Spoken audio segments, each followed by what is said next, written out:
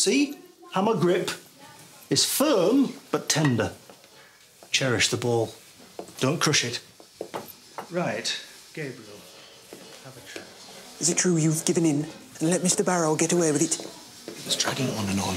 At least this way we'll be rid of him. I heard his lordship wants him to stay for the cricket match. And even if he does, it won't be for much longer. Then he'll get his reference and go. Good riddance. And if Mr. Barrow is to stay on, what would he be? My valet? You can make him under butler. Then your dinners will be grand enough for Chu Chin Chow, and he can apply to be a butler when he does leave. But that would make him my superior. Well, I don't know. Under butler, head valet, there's not much in it. The question remains, how do we convince James?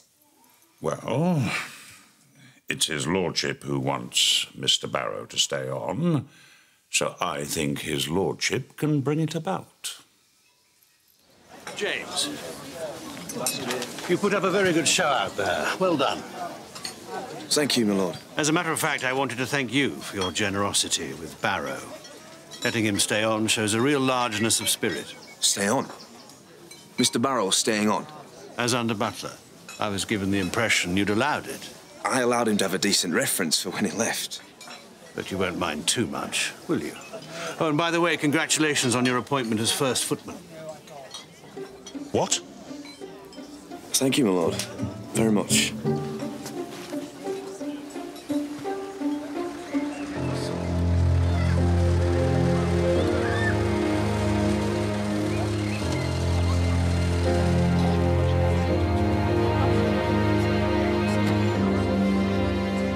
Lord Grantham, I believe. The same?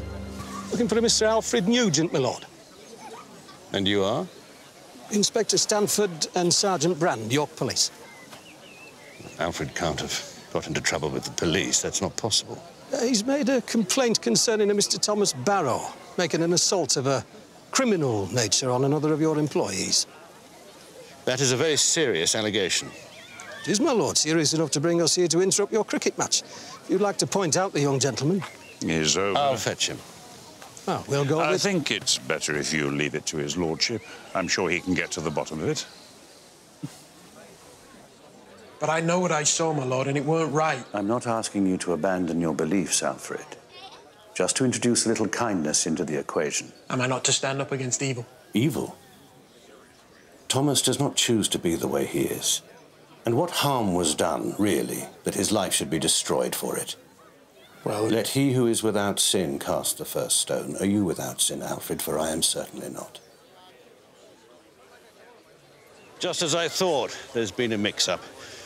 Alfred here witnessed some roughhousing between two of the staff and misinterpreted it. So why did you make the telephone call without checking your facts?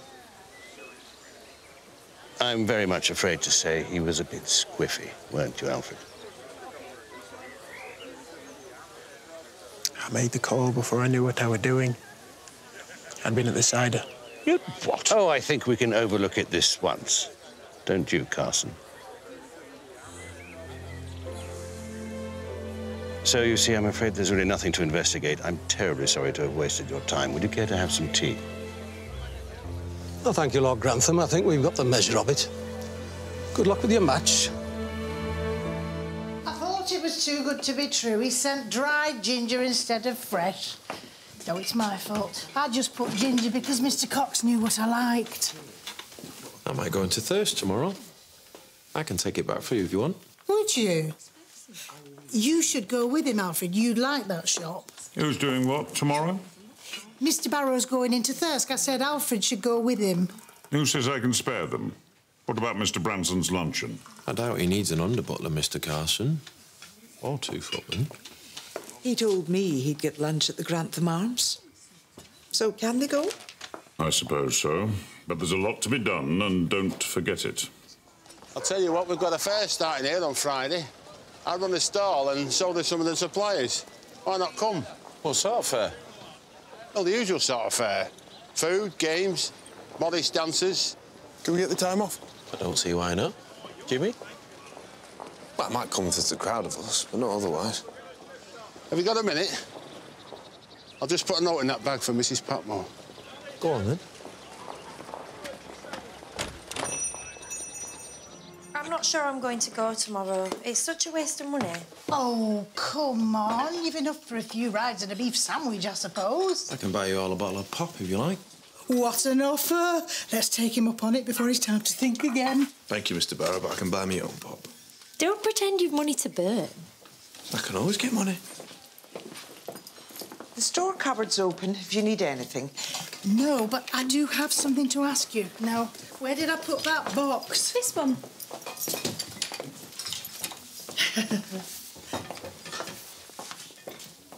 Did you see the lid? Mrs. Curley's dress shop in Ripon.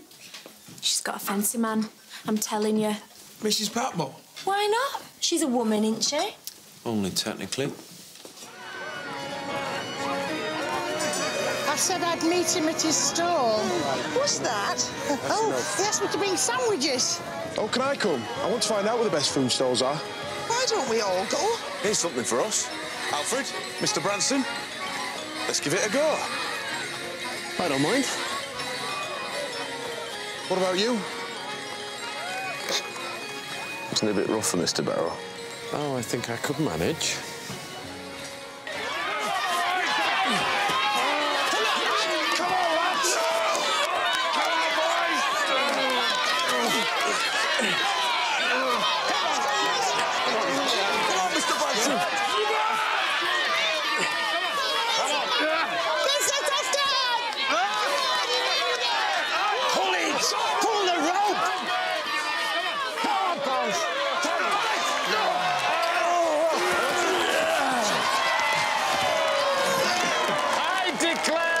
Downton team the winner.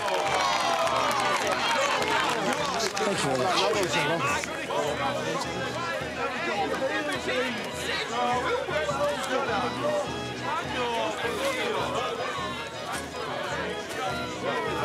Well done, Jimmy. Thank you, Mr. Bates.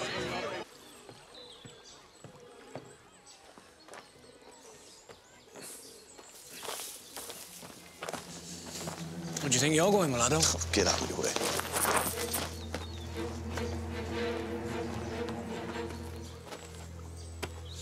Take him.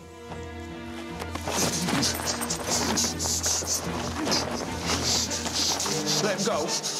And who's going to make me? I am. Run at me, Jimmy! Run! Run!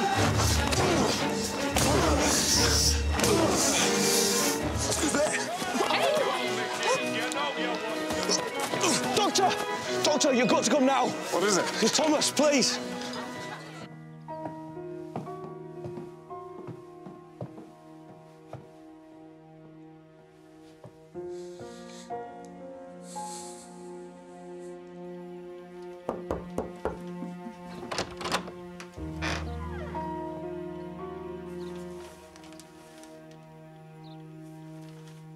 What are you doing up here? I just wanted to make sure there wasn't too much harm done. Well, there was enough harm done. You were brave, Mr. Barrow. Very brave. I feel badly. I shouldn't have run off. No, you should have. Otherwise, what was I bloody doing it for?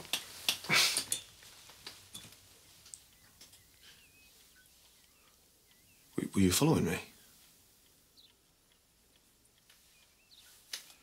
I'd like to keep an eye out. I could see you'd had a bit to drink, so... Yes. Yes, I did follow you. Why? You know why.